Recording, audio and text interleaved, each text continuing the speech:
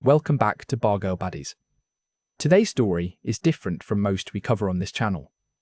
Usually we hear from the men, the ones who fell for the fantasy, who got their hearts and wallets emptied in the bars of Bangkok or Pattaya.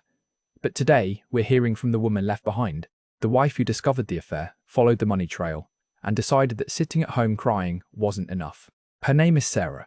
She's 34 years old, from Melbourne, Australia. And when she found out her husband had been sending tens of thousands of dollars to a bargirl in Thailand, she didn't just file for divorce.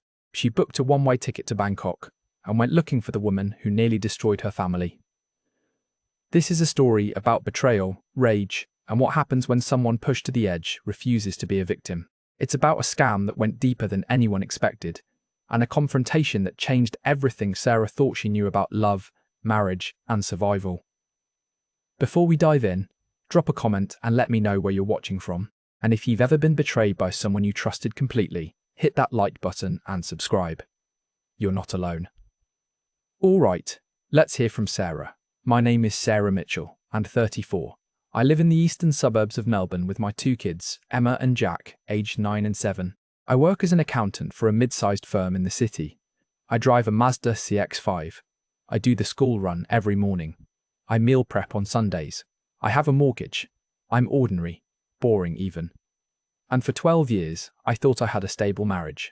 My husband, James, and the first met at university. He studied business, I studied commerce.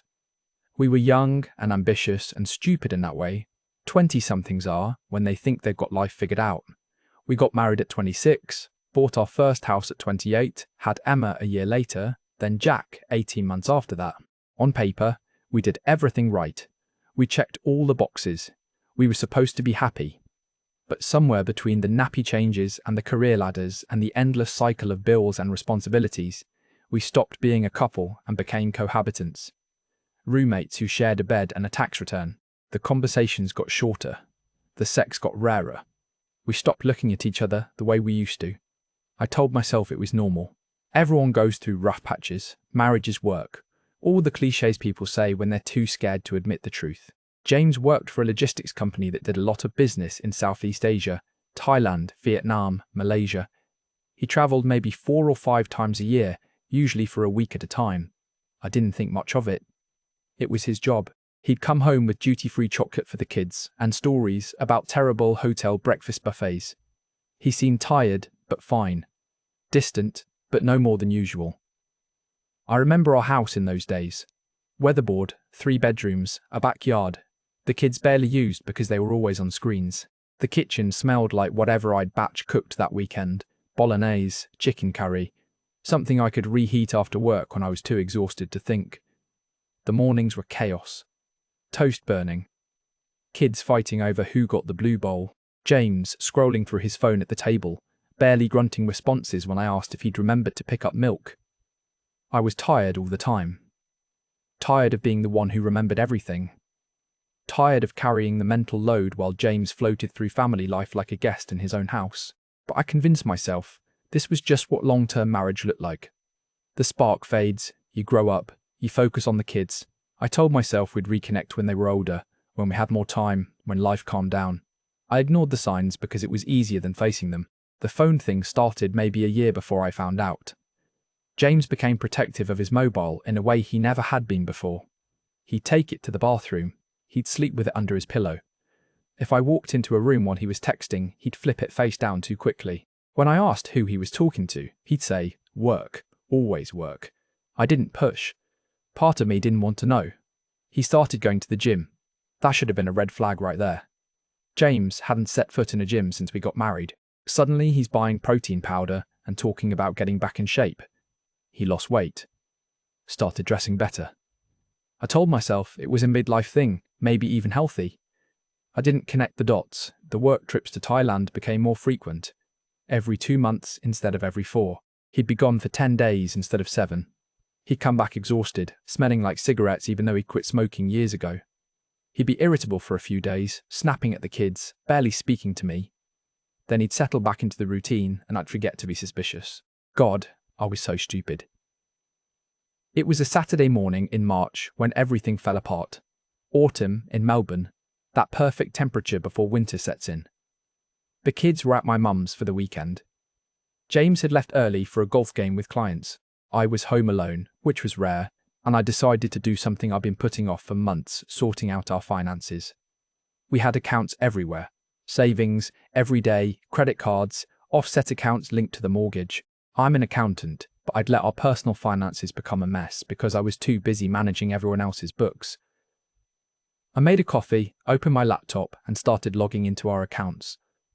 I was looking for subscriptions we didn't use, ways to trim spending, maybe put more into savings, responsible adult stuff, boring Saturday morning tasks. That's when I saw it. A transfer from our joint savings account, $15,000, sent 4 days earlier to an international account. The reference line said, "Knock help family emergency." I stared at the screen. Read it again. Refreshed the page, thinking it was an error. $15,000, knock. I didn't know anyone named Knock. We didn't have family overseas. We'd never sent money internationally, except once when we donated to a disaster relief fund. And James hadn't mentioned any emergency. He definitely hadn't mentioned sending 15 grand to someone I'd never heard of. My hands started shaking. I went back through the statements. Scrolled down, kept scrolling. 2 months earlier, $500. Same reference, .knock. A month before that, $800. I went back further. 6 months, a year. 18 months, transfers ranging from $200 to $3,000, sometimes twice a month. Different reference notes. Knock rent. Knock hospital. Knock family help. Knock emergency. I added them up. My hands were trembling so badly, I had to use the calculator app on my phone. $32,000. Over 2 years, my husband had sent 32,000 Australian dollars to someone named Knock in Thailand. I sat there in our kitchen, in the house we were killing ourselves to pay off, staring at the evidence of a betrayal so massive I couldn't process it. The coffee went cold. I didn't move. I just kept refreshing the banking app like the numbers might change, like I might wake up and realise I'd imagined the whole thing. But I hadn't. I knew what this was. I'm not naive. I'd heard the stories. Middle-aged Western men falling for bargirls in Thailand, sending money for sick buffaloes and dying grandmothers, getting scammed out of their savings. I'd always thought those guys were idiots. Pathetic. Desperate. I never imagined my husband could be one of them. James came home around 2 that afternoon. I heard his car in the driveway, the front door opening, his golf shoes on the hardwood floor. He called out asking if I wanted lunch. I didn't answer. He walked into the kitchen and saw me sitting there with the laptop open. He knew immediately. I watched his face drain of colour. Sarah. Who the fuck is Knock? My voice didn't sound like mine. It was cold. Flat.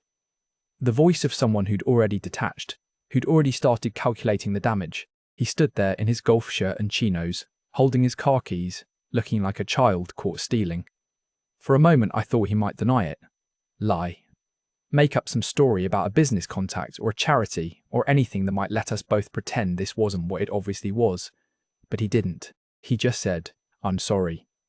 And that's when I knew it was real. All of it. The affair, the money, the double life. Real. I asked him to sit down and tell me everything. He did. It came out in broken pieces, defensive and ashamed and pathetic. He'd met her 2 years ago in Pattaya, a bar on Walking Street. He was there for a conference, went out with colleagues after dinner, ended up in one of those places with the girls in bikinis and the older men buying them drinks. Her name was Knock. She was 26, beautiful.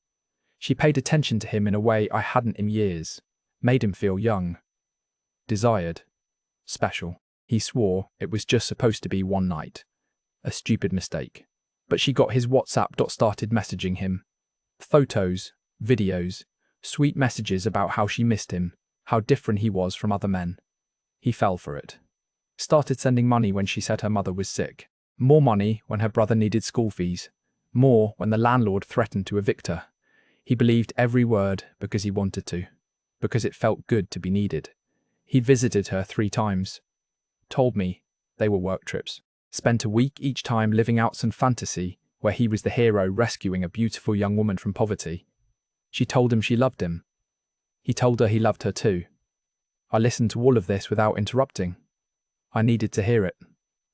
Every humiliating detail, every lie, every pathetic justification. When he finished, he looked at me with tears in his eyes and said he was sorry, that he'd been planning to end it, that it didn't mean anything, that he loved me and the kids. I didn't cry. I didn't scream. I asked him one question. Do you think she loved you? He hesitated. That hesitation told me everything. I don't know, he said quietly. That's when I laughed. I actually laughed, because of course she didn't love him. She loved his money. She loved having some Australian idiot send her rent money while she worked in a bar, and probably scammed 5 other guys exactly like him. My husband, who I'd spent 12 years building a life with, had been played like a fiddle by a professional, and he'd stolen from our children to pay for it. I told him to get out. He tried to argue, said we should talk, see a counsellor, work through it. I told him if he didn't leave in the next 10 minutes, I'd call my brother and things would get ugly. He knew I meant it.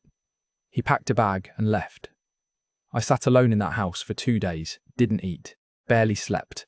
I told my mom to keep the kids through Monday, said James and the first were having issues. I stared at Knock's Facebook profile for hours. She wasn't hard to find. James was tagged in a photo from 18 months ago, quickly untagged but archived by some mutual friend's public album. From there, I found her. Profile full of club photos, beach photos, selfies that screamed, sponsored by foreign money. She was stunning, I'll give her that. Young gong gong gong don't. Everything I wasn't anymore.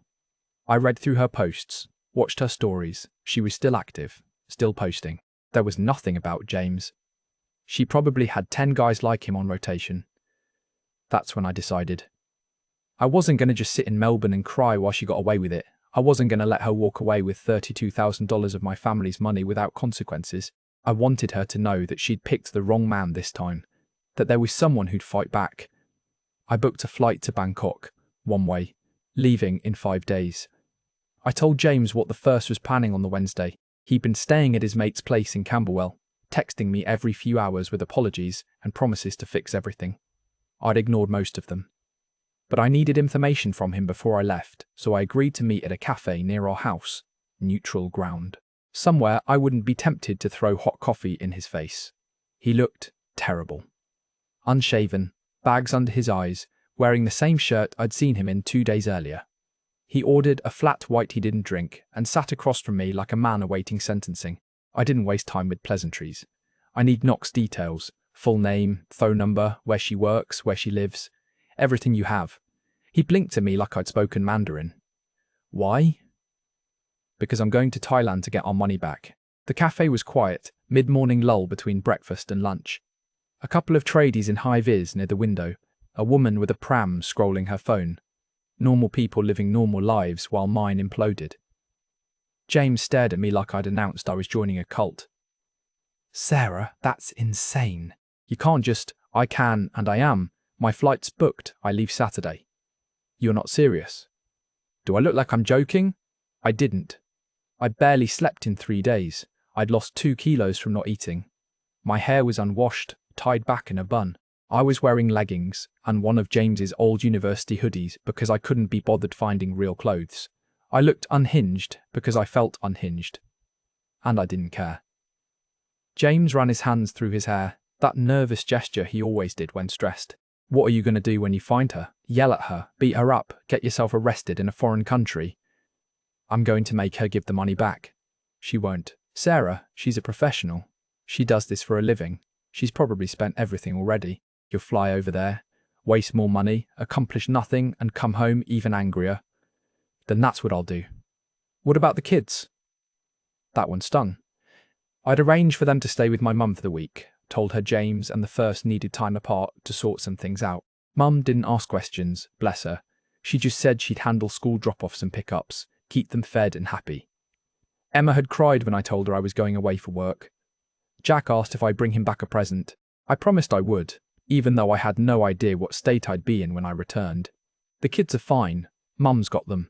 This is about making sure their future isn't pissed away on some scammer in Pattaya. James looked down at his untouched coffee. She's not a bad person, Sarah. She's just trying to survive. You don't know what her life is like over there.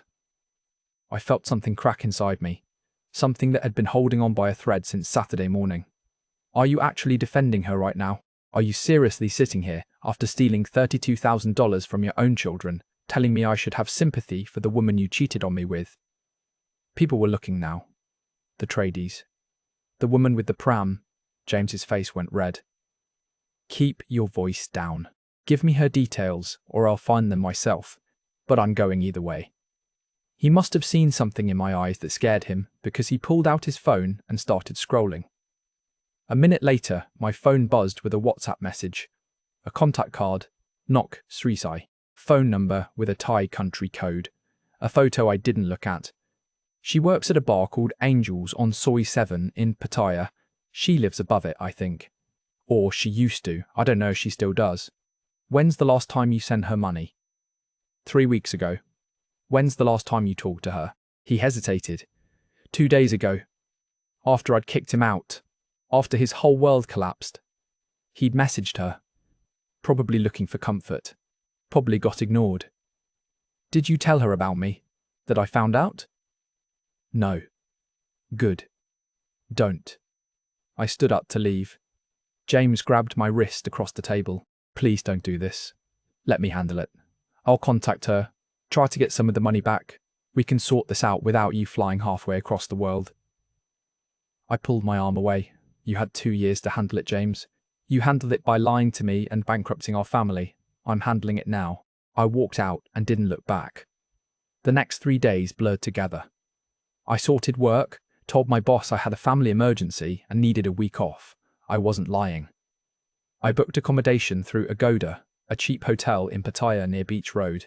I read every blog post and forum thread I could find about Bargirl scams, Thai culture, what to expect, how to stay safe. I joined a Facebook group for expats in Pattaya and lurked, reading stories from men who'd lost everything, from wives who'd been where I was. Most people said the money was gone, that confronting her would accomplish nothing, that I should just focus on my divorce and moving on. I didn't care what they said. I packed light. 1 carry-on with clothes for a week, toiletries, my laptop, phone chargers, a portable battery. I withdrew $500 and converted it to Thai baht at the airport exchange. I printed out screenshots of every bank transfer, every WhatsApp message James had sent Nok that I'd made him show me. Evidence, proof. My mum drove me to the airport Saturday morning. She didn't ask where I was really going. I think she knew.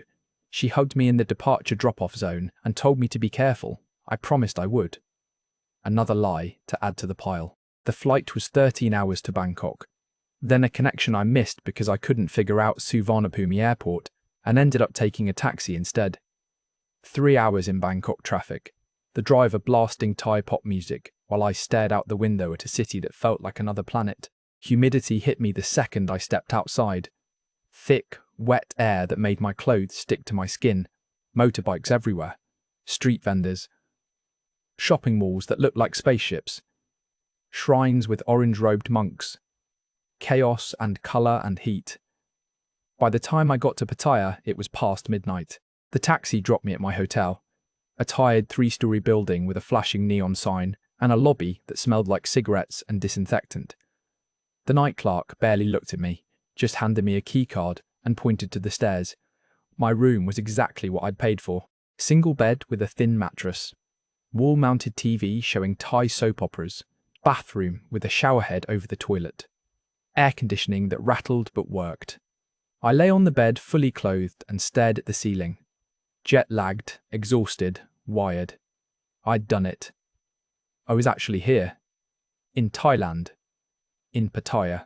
The city where my husband had played house with another woman while I was home doing school lunches and parent-teacher interviews. I pulled out my phone and opened Nok's Facebook profile again. She posted a story 3 hours ago. A video of her and other girls at a bar, music pumping, drinks flowing, men's hands visible at the edges of the frame. She was laughing, beautiful, carefree. Living her best life on money sent by idiots like James. Tomorrow, the 500th find her. Tomorrow, I'd look her in the eye and make her understand that actions have consequences. That you can't just ruin people's lives from behind the screen and get away with it. But tonight, I just lay there listening to the air conditioner rattle and wondered what the hell I was doing. I woke up at 11 the next morning, disoriented and sticky with sweat. The air conditioning had died sometime during the night. I showered, changed into clean clothes, and went out to find food. Pattaya in daylight was different than I'd imagined. Parts of it were beautiful, palm trees and blue water and golden temples. Other parts were exactly what you'd expect. Massage parlours, beer bars, go-go clubs, old Western men walking hand in hand with Thai girls young enough to be their granddaughters. I felt sick watching them. Every one of those men could have been James. Probably told themselves the same lies he did. That this was different. That she really loved him. That he was helping her. I found a 7-Eleven and bought a bottle of water and a sandwich I couldn't taste. I sat on a bench near the beach and pulled up Google Maps. Angel's Bar, Soy 7. It was 20 minutes away on foot. I could go now, confront her in broad daylight, get it over with. But something stopped me. Fear, maybe, or the last shred of sanity telling me this was a terrible idea. Instead, I spent the afternoon walking. I explored the streets, watched the city wake up for the night shift. The bars started opening around 4. Girls in short dresses and high heels appeared on stools outside, calling to passing men in broken English. "Welcome, handsome. Come inside. Have drink."